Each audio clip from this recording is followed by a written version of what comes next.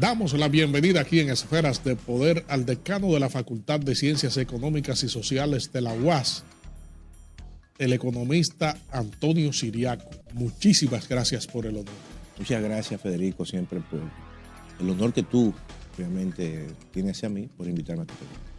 Fíjese, señor decano, esta coyuntura es bastante trascendente para analizar el impacto de las medidas económicas anunciadas por el gobierno y quisiéramos saber a corto, largo y mediano plazo qué significa esto para el país, cuál es el proceso de asimilación que le ve usted como un ducho en la materia a esto.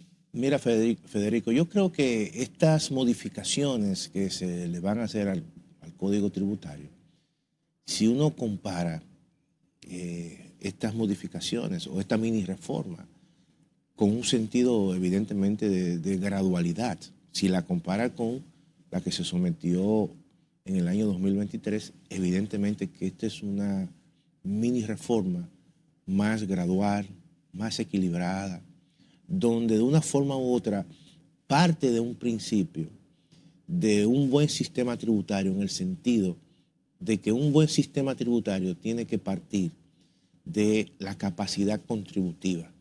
El que más gana, más paga. Y cuando tú observas las diferentes fuentes de ingresos establecidas en estas modificaciones que va a tener el Estado, casi en su gran mayoría son impuestos progresivos.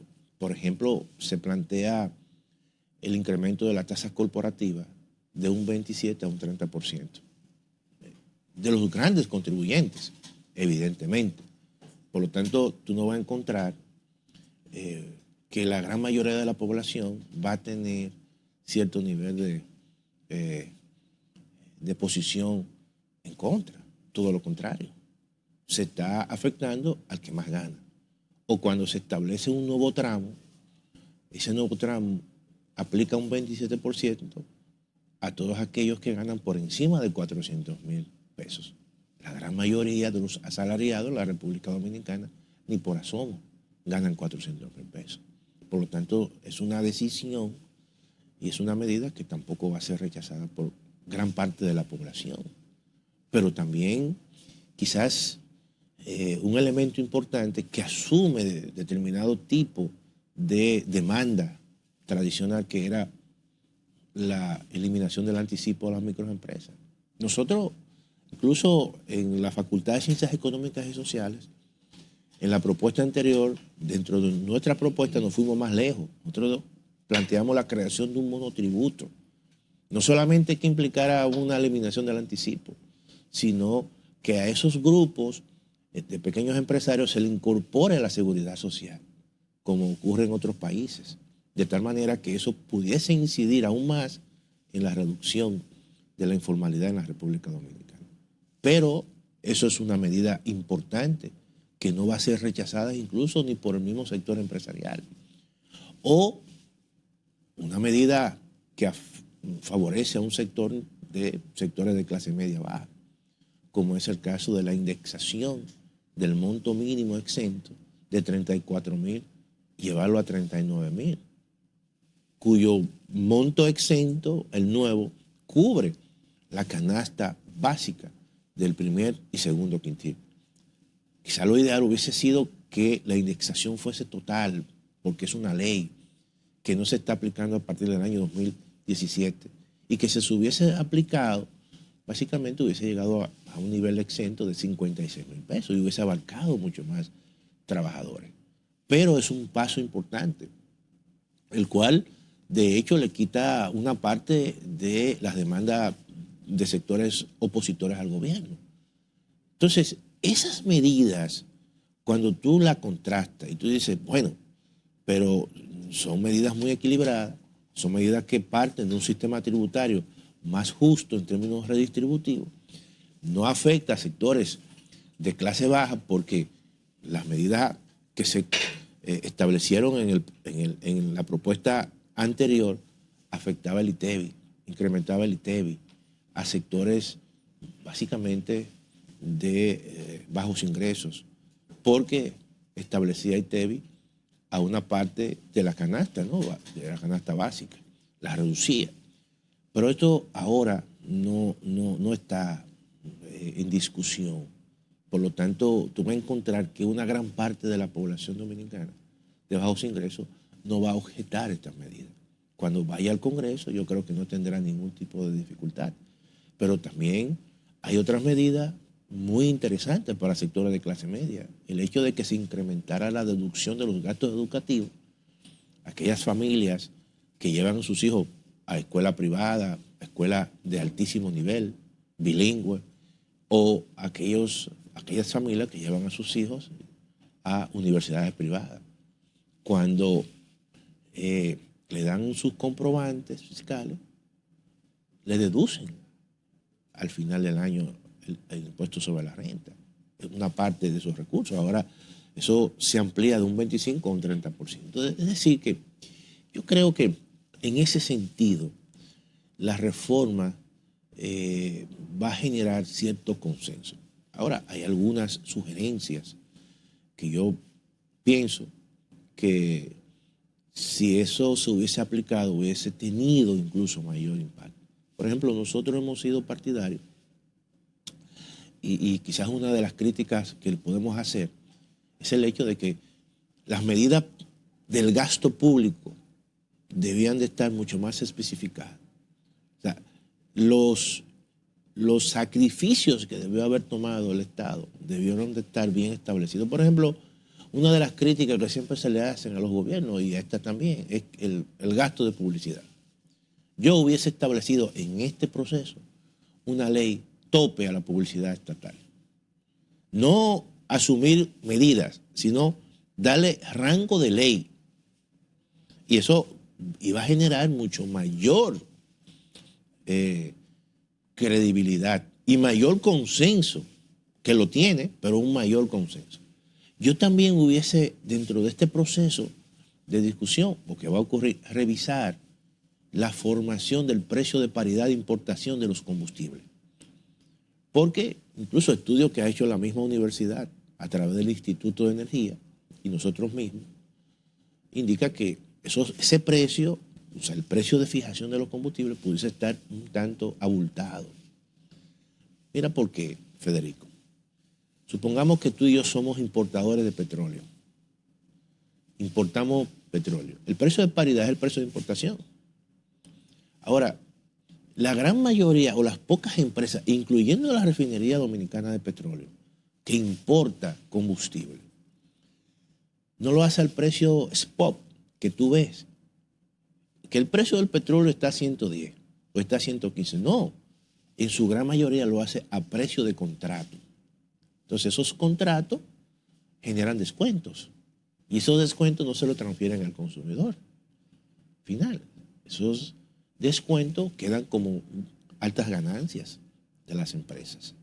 Por eso es que tú ves que son empresas, cuando presentan sus estados financieros, sus ganancias son muy altas. Por ejemplo, las ganancias de la Refinería Dominicana de Petróleo ronda casi los 4.000 millones de pesos. Todo eso hay que transparentarlo, porque esta reforma o esta mini reforma o estas modificaciones, como se le quieran llamar, se hacen en una coyuntura donde los precios del petróleo están relativamente altos. Entonces, la demanda de recursos para subsidios es lo más importante, para subsidio a los combustibles, es lo más importante ahora mismo. Y por eso es que esta mini reforma estima una recaudación de entre 50.000 y 60.000 millones de pesos. En su gran mayoría eso va para cubrir el subsidio de los combustibles. Si bien es cierto que estos elementos están en un ambiente influido por factores externos, quita esto más presión a los factores internos aquí en términos de la presión a los sectores económicos y genera un mayor consenso el procedimiento que se ha empleado actualmente. No, yo pienso que el procedimiento ha sido el correcto en el sentido de que ha generado cierto nivel de consenso, porque hemos visto a las mismas autoridades competentes en el área económica, Banco Central, ministro de Hacienda y Economía, con mayor comunicación, que no existía anteriormente. O sea, ha habido una especie de simbiosis en términos de las autoridades monetarias y financieras. Y también ha habido mucho mayor comunicación con el sector empresarial, que también es importante en estas coyunturas, porque son los empresarios, son grupos de intereses. Fíjate que el tema de los gastos tributarios no se tocó, porque hay una parte de los gastos tributarios que es ITEVIS. Y obviamente una parte de los gastos tributarios que son ITEVIS van a personas físicas, donde están los alimentos, donde están los medicamentos. Y eso no se tocó. Y eso, de una forma u otra, no crispó y ha generado consenso entre el sector empresarial e incluso entre aquellas personas físicas que de una forma u otra estamos subsidiados, porque cuando compramos un medicamento lleva un subsidio del ITEVIS. Entonces, todo eso de una forma u otra, entiendo, se tocaron puertas, se llegaron a algún tipo de conversación. Y de eso se trata en una sociedad democrática, Federico. Y déjame decirte que estas modificaciones, teóricamente e institucionalmente, se debieron haber planteado a través del Consejo Económico y Social. Pero no se hizo. No se hizo porque hay una coyuntura que amerita, que es el tema del agotamiento de los subsidios, que, producto precisamente del incremento en los precios del petróleo, mantener el precio del petróleo entre 100 y 110 dólares el barril, eso implicaba que el subsidio semanal, que llegó a un momento determinado a estar en 1.800 millones de pesos, en promedio estaba en 1.400 millones. Entonces, todo lo que se presupuestó a principio de año prácticamente ya está agotado. Entonces, el gobierno tenía que, pienso yo, buscar recursos. Es una lógica, ¿no? Para generar un relato del punto de vista del gobierno y entonces decir, mira, necesitamos esos recursos. Y le fue bien en ese aspecto. ¿Cuáles, entiende usted, han sido los factores clave para que se llegue a un ambiente de esta naturaleza, contrario a la crispación anterior? No, evidentemente que yo creo que ha influido mucho el tema del entorno internacional. A pesar de que allí también se estaba dentro del contexto de la guerra entre Rusia y Ucrania, que se inició en el 2022, pero aquí, evidentemente, el sentido del gradualismo, que no fue lo que se aplicó allí. Allí era una medida de choque, de ajuste a la sociedad dominicana, ha evolucionado mucho. Yo pienso que el anterior ministro de Hacienda pensó mucho en la reforma que hizo el doctor Balaguer en los años 90. La sociedad dominicana no es la misma. Y cuando esa reforma fue al Congreso, evidentemente que ahí se expresó una parte importante de la población. Y el presidente de la República, que dicen que es muy dado a ver la evolución de las redes sociales, se asustó. Regresamos en breve con esta interesantísima comparecencia con el decano de la Facultad de Ciencias Económicas y Sociales de la UAS, el economista Antonio Siriaco. Hace una mini reforma, eso le agencia 50.000, 60.000 millones, con la intención de que la guerra va a seguir y que los subsidios en términos de recursos van a demandar 30.000, 40.000 millones, pero ahora van a demandar 10.000 o 20.000.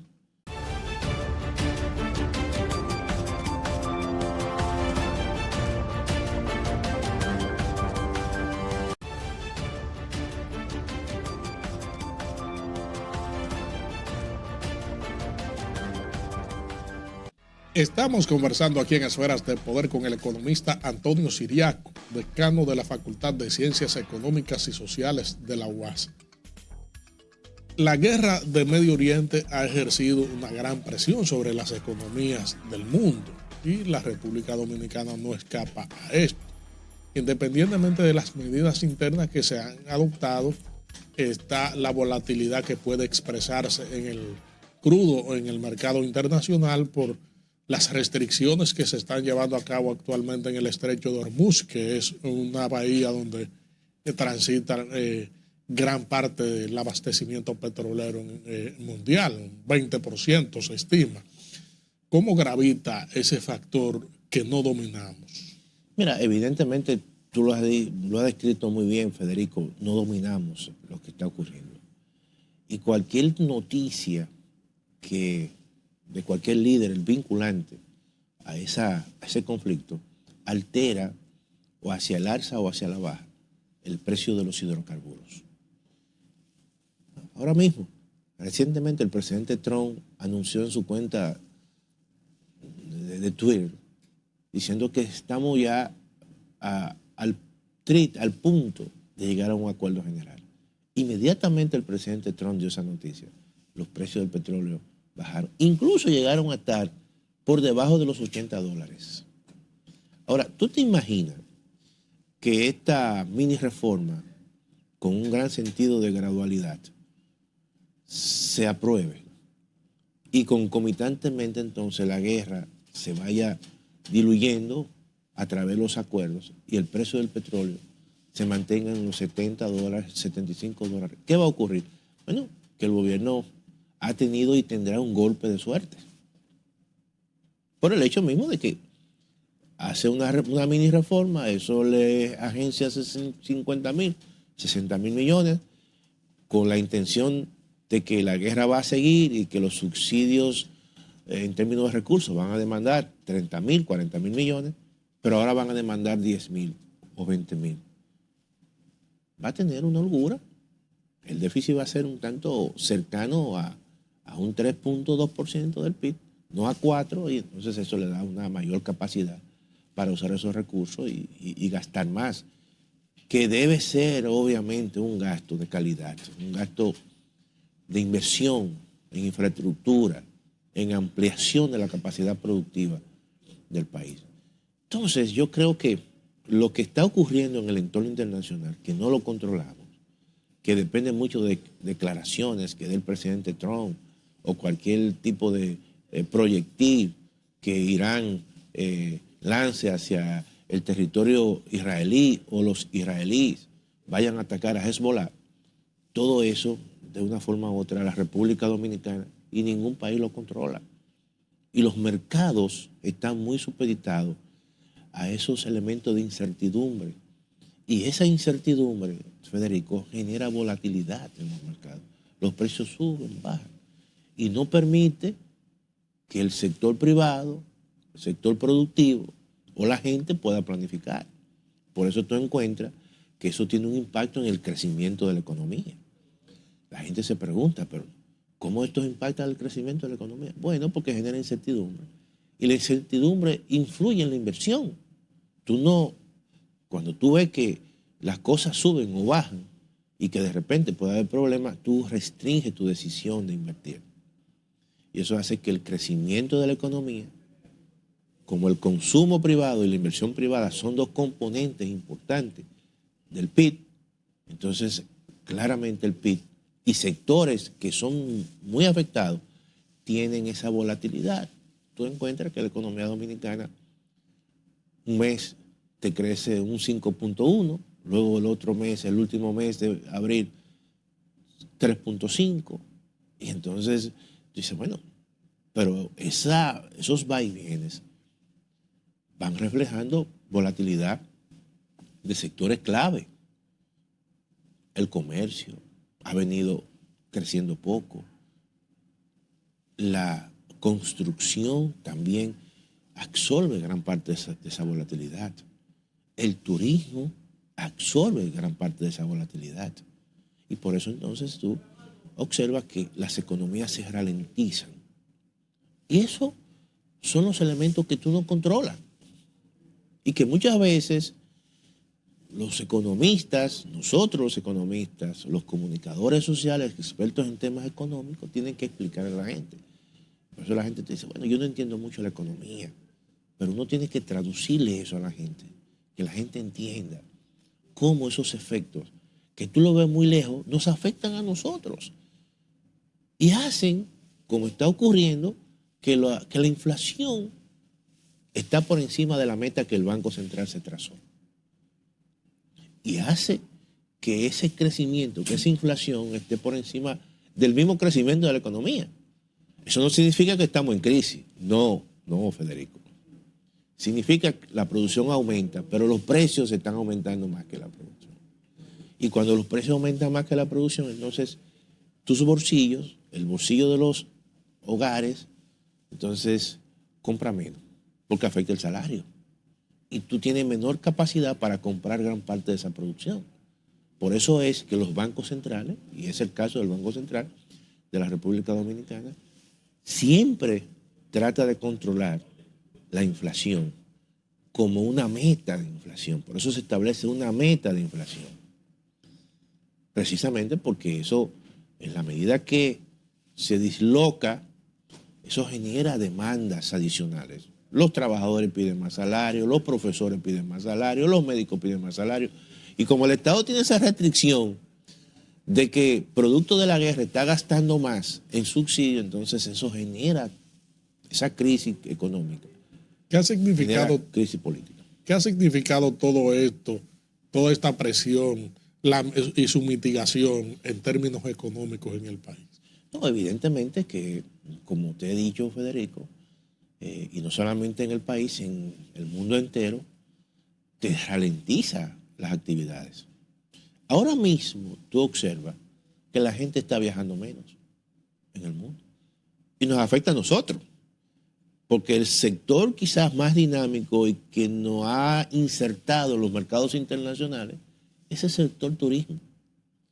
Y claramente, si nosotros recibimos menos turistas, entonces eso no nos permite tener actividades económicas vinculantes y que encadenen con el turismo, que también puedan estar en una dinámica económica de auge.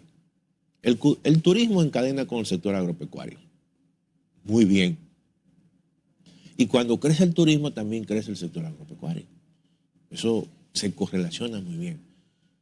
Porque una parte de la producción agropecuaria se la vende a los turistas que vienen del exterior. Es como una exportación que tú estás haciendo en tu casa, en tu territorio. Los huevos, el arroz, los plátanos y otros, las frutas que consumen una parte de los turistas que vienen de otros países, se producen en el país. En términos económicos, ¿qué sacrificio ha tenido que hacer el gobierno con todo esto? No, evidentemente que ha habido sacrificios importantes que se ha reflejado en una menor inversión pública. Porque como hay restricciones presupuestarias, tú tienes una nómina, un pago de nómina de maestros, que es la más grande, de médicos, de militares, que eso es fijo.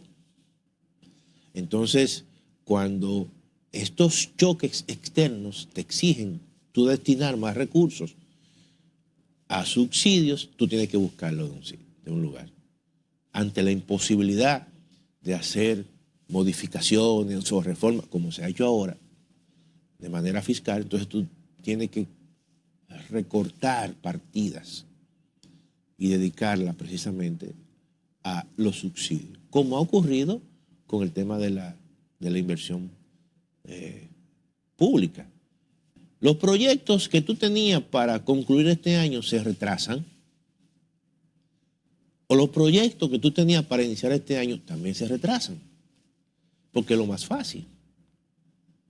Y eso hace que muchos de los proyectos que uno lo ve, que están en construcción, te pueden durar en vez de 1 año, 2 años o 3 años.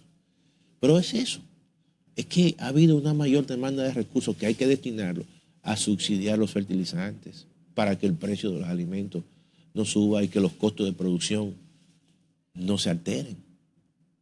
Caso, por ejemplo, de la urea, que viene de los combustibles, pero la urea es uno de los principales insumos que utiliza el arroz. El arroz es un producto, después del pollo, de mayor ponderación en la canasta básica. Y aquí se produce arroz en 21 provincias, dentro de las cuales, en 8, Federico, es el rubro más importante. Entonces, y te genera más de casi 400.000 empleos. En términos reales, el gobierno le ha ido un paso adelante a la crisis con la decisión que ha adoptado. Yo pienso que va por la vía correcta, tenía que hacerlo, porque de lo contrario, evidentemente, iba a tener que hacer ajustes muy fuertes en términos de precios. Ahora, con el tema de conseguir más recursos, va a permitir que el precio de los combustibles no se dispare tanto, que es fundamental. Los niveles de inflación en la República Dominicana, hoy en día la inflación promedio está por encima del 5%. Pero si no hubiese otorgado subsidios, eso hubiese estado mucho más alto, como ocurrió en el año 2022, cuando en el mes de febrero explota, se inicia la guerra entre Rusia y Ucrania, y ya en el mes de abril, Federico, la inflación promedio en el 2022 era de 9.47, casi 2 dígitos iba a llegar. Pero si no se hubiesen otorgado subsidios, esa inflación hubiese sido un 15. Ilustrativa y certera sus orientaciones como buen académico y economista aquí en Esferas de Poder, porque la gente necesita que se le explique llanamente la situación para una mayor comprensibilidad. Esferas de Poder siempre será un canal abierto. Muchas gracias, Federico. Gracias a ustedes, amigos televidentes, por habernos acompañado en esta interesantísima comparecencia con el decano de la Facultad de Ciencias Económicas y Sociales de la UAS, el economista Antonio Siriaco. Proseguimos con nuestro contenido.